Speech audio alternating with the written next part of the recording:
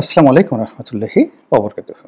সম্মানিত দর্শক, ডক্টর মোহাম্মদ ইউনূস তার যে প্রেস অর্থাৎ প্রকাশনা, সাংবাদিকতা, মিডিয়া এই বিষয়গুলো নিয়ন্ত্রণ করার জন্য বা এই বিষয়গুলো হ্যান্ডেল করার জন্য, এই বিষয়গুলোর সঙ্গে একটা স্মুথ একটা রিলেশন করার জন্য একজন প্রেস সচিব নিয়োগ দিয়েছেন, যার পদমর্যাদা হলো বাংলাদেশ সরকারের সচিব পদমর্যাদায়। তার নাম শফিকুল আলম। একটি বিদেশি সংস্থা এএফপি অথবা এপি, এখানে সম্ভবত তিনি ব্যুরো চিফ হিসেবে চাকরি করতেন। তার জন্মসাল 1969, তিনি সেটি বলেছেন। 69 সালে তিনি জন্মগ্রহণ করেছেন। তো এই শফিক সাহেব ওনার এই জায়গাতে কিভাবে নিয়োগ পেলেন, ডক্টর ইউনূসের সাথে তার কী সম্পর্ক, তিনি কি জামাত করতেন, বিএনপি করতেন, আওয়ামী লীগ করতেন, আমরা কিছুই জানি না। এই ভদ্রলোকের বাড়ি কোথায় তাও আমরা জানি না। তবে সামাজিক মাধ্যমে তাকে নিয়ে নানা রকম ট্রল হয়। এগুলো তো এআই এর মাধ্যমে সত্য হতে পারে, মিথ্যা হতে পারে, বলতে পারি না, কিন্তু বাস্তবতা হলো তাকে নিয়ে ট্রল হচ্ছে। অনেক ট্রলে দেখা যায় যে তার গায়ে মুজিব কোট পরা আছে। কেউ কেউ বলার চেষ্টা করেছেন যে তিনি একসময় মাশরাফি বিন মুর্তজার সঙ্গে চলতেন। কেউ বলার চেষ্টা করেছেন তিনি শেখ হাসিনার দালাল ছিলেন এক সময়টিতে। এরকম নানা রকম। এখন এগুলো বিশ্বাস আপনি করেন বা না করেন, তাকে নিয়ে এই ধরনের বিতর্ক হচ্ছে। ২ নম্বর হলো যে তার কিছু বক্তব্য, এটাও আমি বলতে পারবো না। এর কারণ হলো সামাজিক মাধ্যমে যা কিছু প্রচার হয়, কোনটা যে সত্য আর কোনটা যে মিথ্যা এটা বোঝা যায় না। মানুষ যেই রকম এক্সপেক্ট করে একজন মানুষ সম্পর্কে, ঠিক সামাজিক মাধ্যম থেকে ওই তথ্যগুলো সে সংগ্রহ করে নেয়। ফলে শফিক সাহেব সম্পর্কে আজ পর্যন্ত একটা ভালো জিনিস সামাজিক মাধ্যমে আসেনি, মন্দ জিনিসগুলো চলে আসছে। এবং বাংলাদেশে বিভিন্ন সময় যারা প্রেস সচিব হিসেবে দায়িত্বপ্রাপ্ত হয়েছিলেন, জিয়াউর রহমানের আমলে, এরশাদের জামানাতে, বেগম খালেদা জিয়ার জামানাতে এবং শেখ হাসিনার জামানাতে, এবং সর্বশেষ নাঈমুল ইসলাম খান শেখ হাসিনার প্রেস সচিব ছিলেন, তাদের সম্পর্কে আপনার অ্যালার্জি থাকতে পারে, বিতর্ক থাকতে পারে, কিন্তু তাদের যোগ্যতা নিয়ে, তাদের অভিজ্ঞতা নিয়ে এবং যে কোনো পরিবেশ পরিস্থিতি হ্যান্ডেল করার মতো তাদের সবার যে শক্তিমত্তা ছিল, সেই তুলনায় এই বেচারা শফিকুল আলম এখনো পর্যন্ত অবোধ শিশু।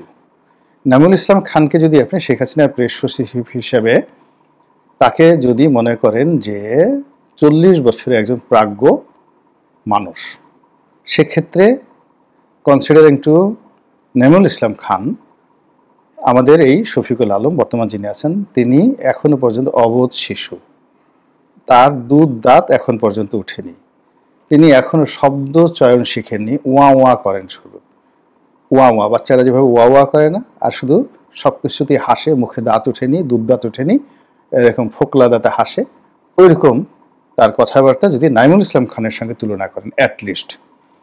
আর যদি অন্যান্য, যেমন একসময় জাওদুর রহমান সাহেব ছিলেন শেখ হাসিনার প্রেস সচিব, তো এরকম ওনাদের সঙ্গে, ইভেন বিএনপির মারুফ কামাল খান সাহেবের সঙ্গে যদি আপনি তুলনা করেন, তাদের যে টোটাল কমিউনিটির উপরে তাদের যে একটা আধিপত্য ছিল, কিংবা বিএনপি মাইন্ডেড যে সকল সাংবাদিক ইতিপূর্বে ছিলেন, যেমন গিয়াস কামাল চৌধুরী সাহেব ছিলেন, পুরো কমিউনিটির উপর তাদের যে একটা আধিপত্য ছিল, কিংবা ইকবাল সোবহান চৌধুরীর কথা চিন্তা করেন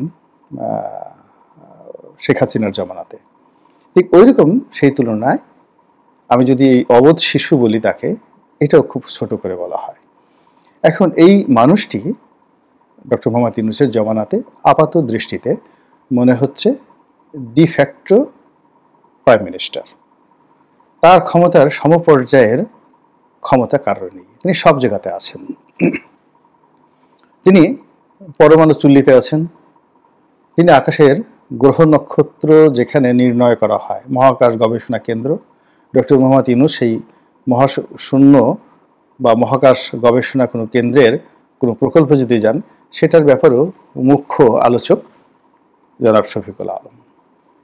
তিনি নরেন্দ্র মোদীর সাথে কি আলোচনা করবেন, কিংবা মিস্টার শির সঙ্গে অর্থাৎ চীনা প্রেসিডেন্টের সঙ্গে কি আলোচনা করবেন, কিংবা ডক্টর মোহাম্মদ ইউনূসের স্বপ্ন কি, তার উদ্দেশ্য কি, তিনি কি চান, এই জিনিসগুলো বোধহয় রিড করার মতো ক্ষমতা ডক্টর মোহাম্মদ ইউনূস সরকারের মধ্যে সবচেয়ে বেশি ক্ষমতাটা এখন শফিকুল আলম সাহেবের রয়েছে।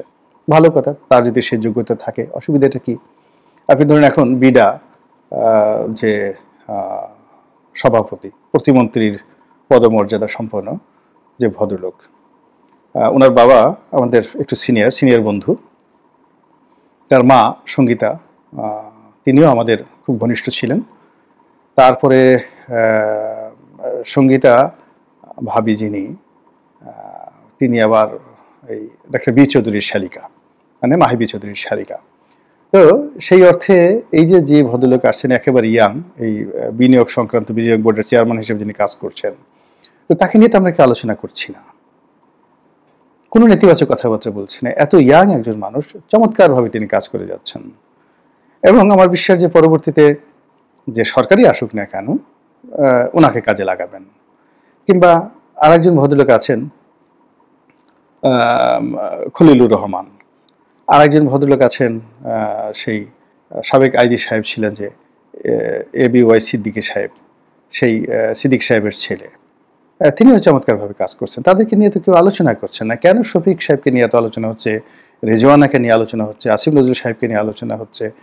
এই বিষয়গুলো ডক্টর মোহাম্মদ ইউনূসকে সামাল দিতে হবে এবং বুঝতে হবে। এবং এখন বিশেষ করে শফিকুল আলম সাহেবের কথা নিয়ে, বার্তা নিয়ে, সরকারের মধ্যে, সরকারের বাইরে, রাজনৈতিক দলগুলোর মধ্যে, রাজনৈতিক দলগুলোর বাইরে, সাংবাদিক মহলে, সব জায়গাতে এতটা বিতর্ক হচ্ছে, এতটা বাজে এবং অশ্লীল এবং অশ্রাব্য কথাবার্তা হচ্ছে,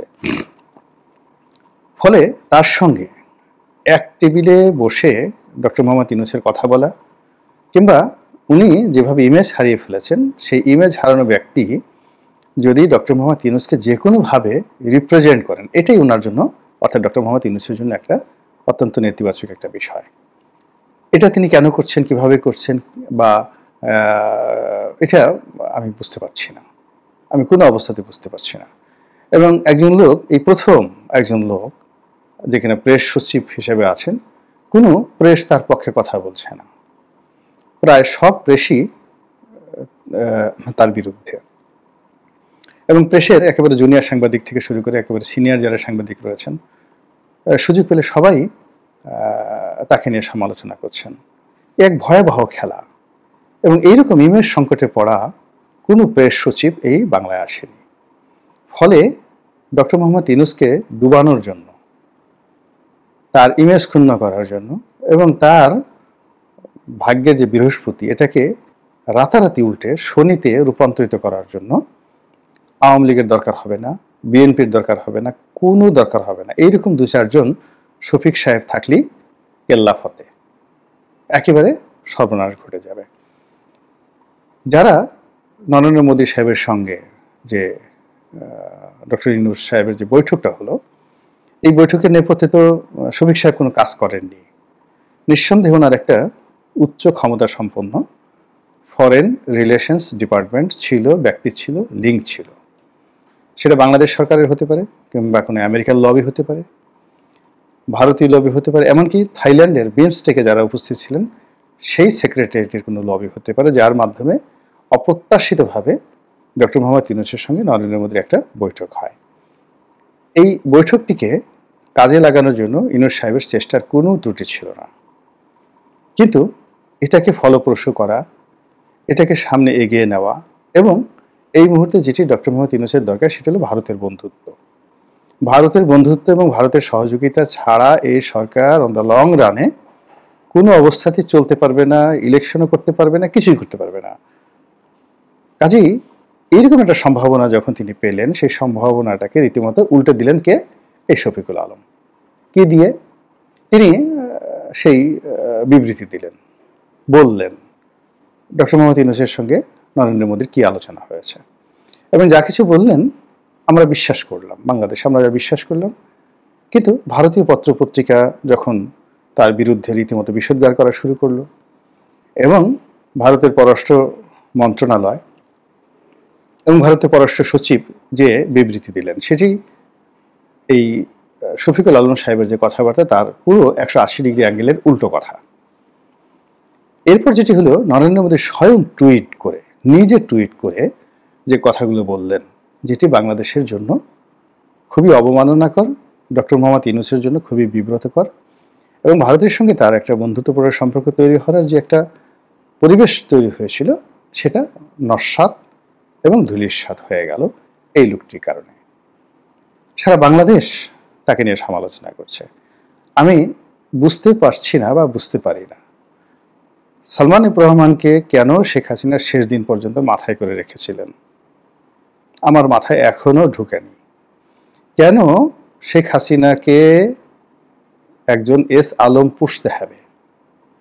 আমি এখনো বুঝতে পারি না কেন শেখ হাসিনাকে সেই যে বাংলাদেশ ব্যাংকার্স অ্যাসোসিয়েশনের দাড়িওয়ালা নজরুল ইসলাম মজুমদার ছিল, এরকম একটা লোককে কিছুদিন পর পর গণভবনে ঢুকিয়ে একটা অনুষ্ঠান করে তার কাছ থেকে শেখ হাসিনাকে টাকা নিতে হবে। আমি এখনো বুঝছি না।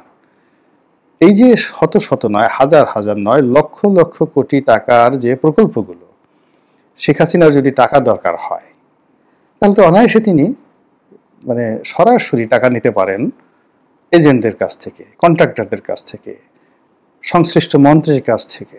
কেন সালমানকে এখানে ভায়া মিডিয়া বানাতে হবে? এটা আমার মাথায় ঢুকে না। কিন্তু আমার মাথায় এটা ঢুকছে যে তার কেন দরকার সেটা ঢুকেনি, কিন্তু এটা ঢুকেছে যে শেখ হাসিনা যদি আগামীতে পতন হয় এদের কারণেই পতন হবে। আবার এখন আমি কিছুতেই বুঝতে পারছি না যে ডক্টর মোহাম্মদ ইউনূসের সঙ্গে শফিক সাহেব এলেন থেকে, কে তাকে আনলো, কে তাকে দিল? উনি শফিক সাহেবের কোন যোগ্যতা বলে, কোন প্রেমে, কোন যাকে বলা হয় জাদুর স্পর্শে তিনি আন্দোলিত হলেন, আলোলিত হলেন, বিমুগ্ধ হলেন, বিমূর্ত হলেন ডক্টর মোহাম্মদ ইউনূস? আমি এখন পর্যন্ত বুঝতে পারছি না। কিন্তু আমি এবং সারা বাংলাদেশের সমস্ত মানুষ বুঝতে পারছেন যে সরকারের 4 থেকে 5 জন লোকের অতিকথন এবং সীমা অতিক্রম করা কিছু কর্মকাণ্ড, কিছু বাড়াবাড়ি এবং কিছু কাজ করা এবং কিছু কাজ না করা, এগুলোর কারণে যে সমস্যা তৈরি হয়েছে সেই সমস্যা ধীরে ধীরে এতটা বড় হয়ে যাচ্ছে, এতটা প্রকট হয়ে যাচ্ছে যেটির ভার বহন করার ক্ষমতা ডক্টর মোহাম্মদ ইউনূসের নেই। তো কাজেই তিনি যে নৌকায় পা দিয়েছেন সেই নৌকার মাঝি যদি হন এই শফিকুল আলম, তাহলে বলেন তো সেই নৌকার গন্তব্য কোথায়? সেটি কি করে পদ্মা নদী পাড়ি দিবে? সেটি চাঁদপুরের যে মোহনা, সেই মোহনায় গিয়ে যেখানে ঘূর্ণি পাক সৃষ্টি হয়, এইরকম একজন মাঝি যদি থাকে তাহলে তিনি ডক্টর মোহাম্মদ ইউনূসকে কী বলবেন? যখন নৌকা ডুববে তখন তিনি বলবেন যে স্যার, চিন্তার কোনো কারণ নাই। হযরত খিজির আলাইহিস সালাম পানির নিচে শুয়ে আছেন, তিনি আপনার সাক্ষাৎ প্রার্থী, আপনার সাথে সাক্ষাৎ করার জন্য তিনি ভীষণ রকম উদ্গ্রীব। আপনি চোখ বুজে থাকেন, আমরা খিজির আলাইহিস সালামের সাথে বৈঠক করে আবার সুন্দর করে ফিরে আসব।